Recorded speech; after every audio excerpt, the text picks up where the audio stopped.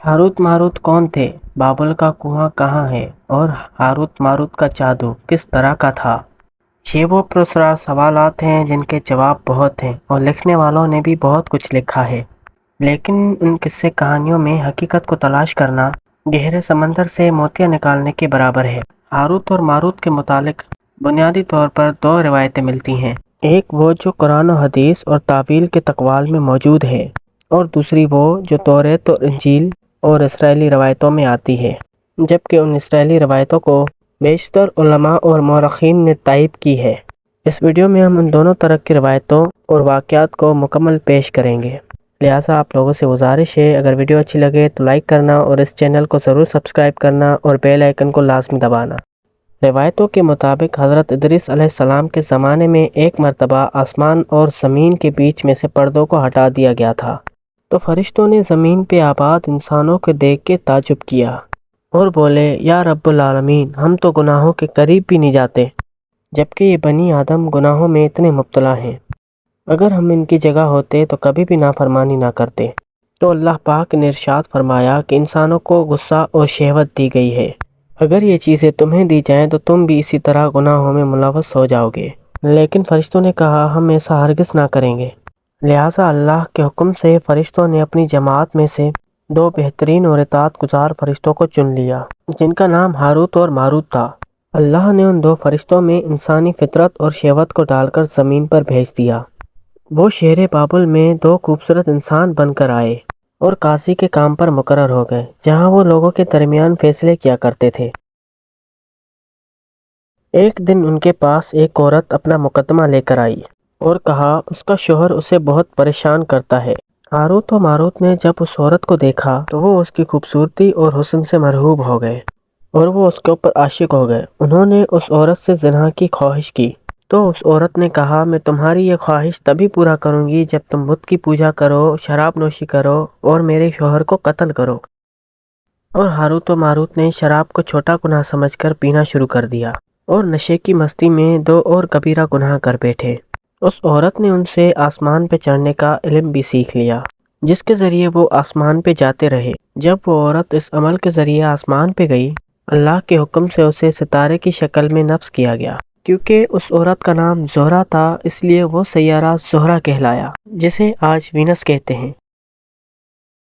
इस गुनाह की वजह से हारूत और मारूत खुद वो इसमें आदम भूल गए, जिसे पढ़कर वो आसमान पे जाते थे, और बतौर सज़ा उनको बाबुल के कुएं में उल्टा लटका दिया गया, जहां वो ता क़यामत यूं ही कैद रहेंगे। ये एक इसराइली रवायत है, जिसे इमाम इब्न कसीर और फ़खरुद्दीन राज़ी जैसे मुफस्सिरीन अफसाना और मनगढ़ंत कहानी करार देकर सख्ती से रद्द कर देते हैं। वहीं इमाम सय्यदी जैसे उलमा इस रवायत को मुसन्नद मानते हैं। हारूत और मारूत और शाह बाबुल के सिलसिले में एक और रिवायत कसरत से बयान की जाती है, जिसके मुताबिक एक ज़माना ऐसा था जब शहर बाबुल रूह ज़मीन पर तहजीब और तमद्दुन का मरकज़ था। यहाँ के लोग बातिल खुदा की परस्तिश किया करते थे। ये लोग अपनी किस्मत उनसे वाबस्ता समझते थे, इसलिए इल्म नजूम और इल्म फल्कियात में बड़े माहिर थे। उनके बुतकदों में सितारों की पूजा की जाती थी।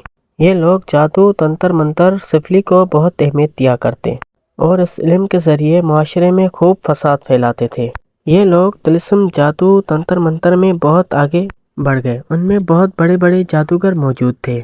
इनकी तारीखी किताबों में जगह जगह जादू, तंत्र मंत्र ही नज़र आता है। उनका जादू दूर दूर तक मशहूर था। मुख्तसर ये कि उस शहर का बाशिंदा होना ही जादूगर होने की अलामत थी।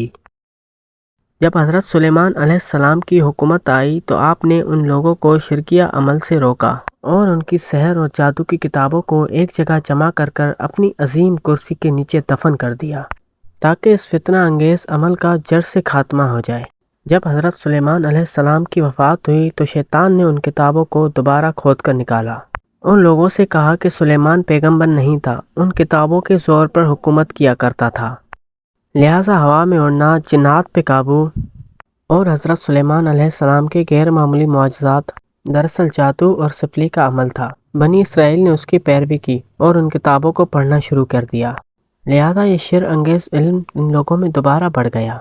अल्लाह ने सुलेमान अलैहिस्सलाम पर लगाए गए इल्ज़ाम और तोहमत की नफ़ी करते हुए सूरह बकरा में फरमाया है, और उन्होंने उस चीज़ की पैरवी की جو شیطان سلیمان کی بادشاہت کے وقت پڑھتے تھے، اور سلیمان نے کفر نہیں کیا تھا لیکن شیطانوں نے ہی کفر کیا۔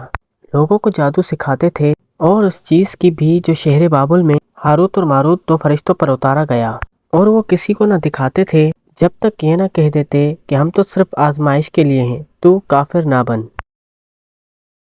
لہٰذا جب یہ سحر کا علم بابل میں عام ہو گیا، لوگوں کی تکلیف اور پریشانی کا سبب بن گیا، تو اللہ نے دو فرشتوں کو انسانی صورت میں مامور کیا کہ وہ جادو کے عوامل اور ان سے باطل کرنے کا طریقہ لوگوں کو سکھائیں، تاکہ وہ جادوگروں کے فساد اور شر سے محفوظ رہ سکیں۔ لیکن یہ تعلیمات غلط مقصد کے لیے بھی استعمال ہو سکتی تھی۔ حالانکہ وہ فرشتے لوگوں کو تنبیہ کرتے تھے اور ان کے لیے صراحتاً کہتے تھے کہ تمہارے لیے یہ ایک طرح کی آزمائش ہے، لیکن وہ لوگ ایسے کاموں میں پڑ گئے جو انسانوں کے لیے ضرر اور نقصان کا باعث تھا۔ بعض عربی داستانوں میں اس کنویں کا ذکر بھی ملتا ہے جہاں کئی لوگ پہنچے اور ہاروت و ماروت سے ملاقات کر کے جادو کا علم بھی سیکھا۔ بعض مورخین کا کہنا ہے کہ عراق کے شہر حلہ کے قریب ایک کھنڈر میں موجود قدیم کنواں ہے جہاں سے بابل کی سرحد شروع ہوتی تھی۔ یہ اس کنویں کو ہی شاہ بابل قرار دیتے ہیں۔ بہرحال اس واقعے سے یہ سبق ملتا ہے کہ سفلی یا جادو ایک شرکیہ عمل ہے، مگر یہ کہ اس کا استعمال فساد اور شر پسندی کے خاتمے کے لیے کیا جائے۔